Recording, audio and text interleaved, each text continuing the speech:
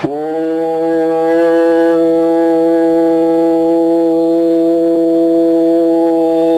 ஈஸ்வரா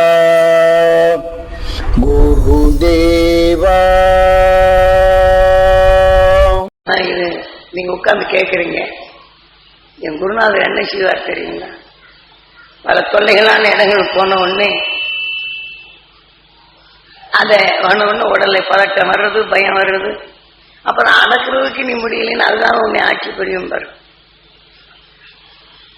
நீ அதையெல்லாம் அடக்கணும். உங்கள்கிட்ட உள்ளு போய் பயப்பட செய்யறது யாரு? வெளியிலேருந்து தான்ப்பா உன் உடலுக்குள்ள போகுது.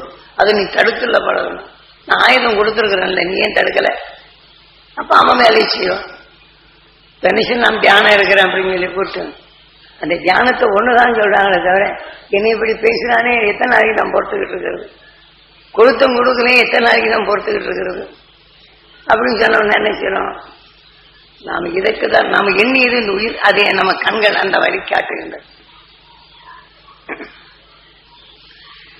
இதே மாதிரி ஒரு இடத்துல, இதே திருப்பதியில் தான் ஒரு தண்ணி கீழே விழுந்து போகுது. அதுல வேற ஒண்ணும் இல்லை, இந்த குகைக்குள்ள போகணும்னா கயிறு கட்டி போவாங்க. அதுக்கு மாறாக ஒரு விழுது, 2-3 விழுது இருக்கு. அந்த விழுதை பிடிச்சுதான் போகணும். என்கிட்ட கயிறங்கி கொண்டு போறதுக்கு இருக்கு. இந்த விழுதை பிடிச்சி இறங்கி போடாங்கிறாரு.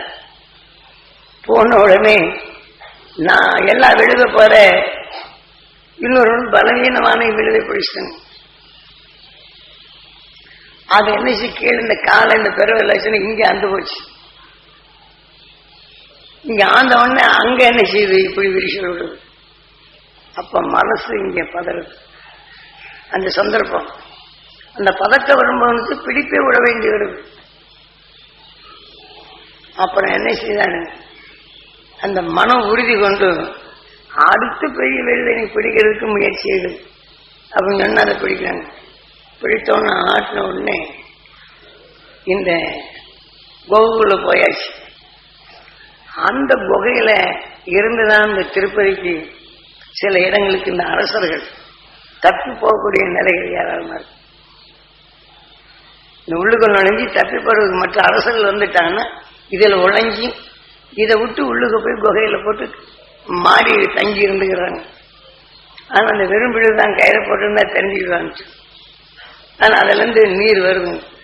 ஆனா இப்படி போயிட்டோம்னா மேல போகலாம், நீ இந்த பக்கம் போயிட்டோம்னா தண்ணி வர்ற பாதை தான் அப்படிங்கிறத காட்டணும்னா போனோன்னு அந்த பயமே.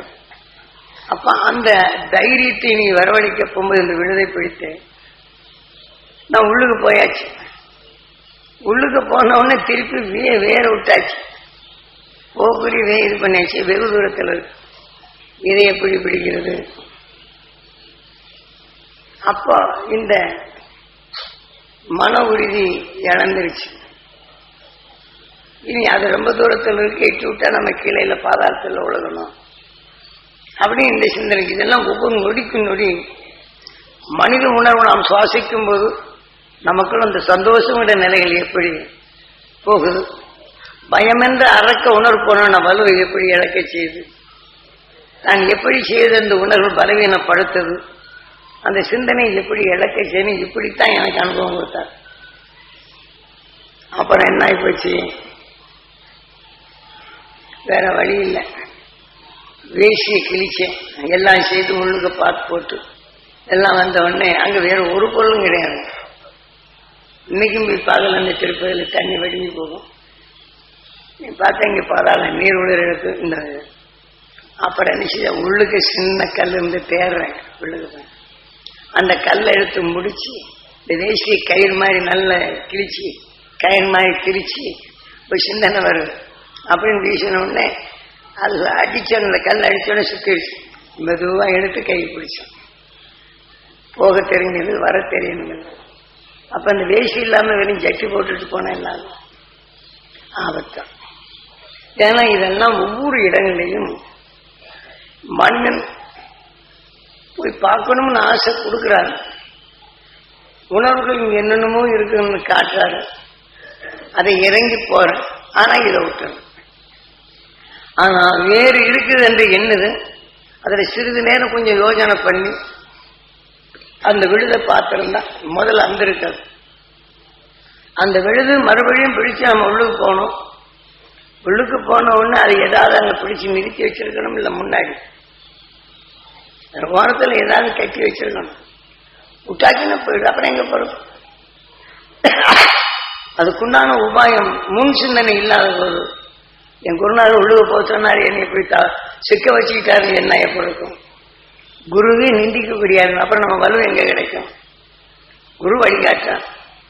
அப்ப அந்த ரகத்தில் நாம் என்ன செய்ய வேண்டும் என்ற நிலையில் அப்புறம் கொஞ்ச நேரம் அவர் சொன்ன நிலைகள் எல்லாம் அந்த குகையிலே தியானித்து ஒவ்வொரு அரசனும் இதற்குண்டான வழி வச்சு இதே இனவழியில் அவங்க ஒழிச்சு வச்ச பொருள்கள் நிறைய இருக்கு. போன உடனே பலவிதமான சுரங்கங்கள் போகுது. அப்படி போகும்போது அதுக்கு மேலே நீ போகாத அப்படின்ட்டார். இதே தண்ணி மாதிரி இருக்கும், அந்த தண்ணிக்குழுக்க நீ முக்கிச்சு போகணும். எனக்கு கிணறு மாதிரி இருக்கும். ஆனா அந்த கிணறுக்குழுக்க முக்கிச்சு போய் அங்க ஒரு குகை இருக்கு, அது மேல போன நீ மேடா இருக்கு. அது தெரிஞ்சவன் தான் போகணும், தெரியாது போக முடியும். இதுக்கு மேல நீ போக வேண்டாம். ஆனா அந்த அரசன் எதிரியிடமிருந்து தப்பிக்கிறதுக்கு எந்தெந்த வகையெல்லாம் செய்து வைக்கணும். இப்போ ஒவ்வொரு அரண்மனைகளையும் எத்தனை வாய்க்கால வெட்டி வச்சு தண்ணீர் கட்டி விட்டுறாங்க, முதலையில போட்டு விட்டுறாங்க. ஒவ்வொரு அரண்மனையும் இருக்க போகும்போது நீர் ஓடை இருக்கிற பக்கம்தான் போட்டு வச்சிருக்காங்க அரசு. அந்த அரண்மனை கட்டிய பின் தண்ணிக்கு இத்தனை பேருக்கு வேணும் இல்லை, அந்த ஆறு பக்கத்துல இருந்தா தண்ணி சீக்கிரம் கிடைக்கணும். அவன் அரசகாரங்களை செய்து அதே சமயத்தில் மலைப்பாங்குகளை சில செயல்படுத்த போகும்போது மலையிலையும் சில குரங்குல இருந்து நீர்கள் ஊத்து இருக்கும். அது ஒரு மழை பெஞ்சதுன்னா குறைஞ்சது ஒரு வருஷத்துக்கு வேண்டிய தண்ணி அங்க எடுக்கலாம். அந்த மாதிரி இடங்கள்ல தான் அன்றைய அரசர்கள் எப்படியெல்லாம் கட்டியிருக்காங்க, அவனுக்கு ஆலோசகர் உண்டு. இப்ப நாம ஜன்னல் வச்சிருக்கிறோம், காற்றோட்டம் இருக்கு. இப்ப நாம ஜன்னல் வச்சிருக்கோம்னா பார்த்தா நேரடியா தெரியும். வெளியில் இருக்கிற மனிதன் நாம் பார்க்க முடியாது, அங்க இருக்கக்கூடிய மனிதனை அவங்க நம்மளை பார்க்க முடியாது. ஆனா சொந்த இருக்கு. அந்த மாதிரி இந்த இதுக்குள்ளுக்கு அந்த மாதிரி வச்சிருக்கிறாங்க. இந்த வெளிச்சம் வந்த உடனே அதுக்குள்ள போன உடனே அது பாதை காட்டுது. அப்ப அதில் என்ன செய்தாங்க, இந்த வெளிச்சம் எதிரிக்கு தெரியாதபடி இங்கேயே அது ஒரு பட்டன் மாதிரி இப்ப நாம எப்படி இது பண்ணிருக்கோம் அதுல சிலது தெரிய வச்சிடறாங்க. அப்ப உள்ளுக்கு போக முடியாம அதை வெளிச்சம் வராது, அப்ப பாதை தெரியாது. இந்த மாதிரி எல்லாம் அரசர்கள் ஆனா காத்து வரும், உள்ளுக்கு ஜம்முன்னு ஜிலி ஜிலி ஜிலின்னு காத்து வரும். ஆனா அடுத்தவங்க பேசுறது நம்ம அறிந்து கொள்ளலாம். இந்த மாதிரி அரசர்கள் ராஜதந்திரமான நிலைகளை அரசு ஆட்சி புரிந்தாலும் எதிரியிடமிருந்து தப்பிக்கிறதுக்கு எத்தனை அவசரப்பட்டு நாம் அரசர் என்று சொல்றோம்.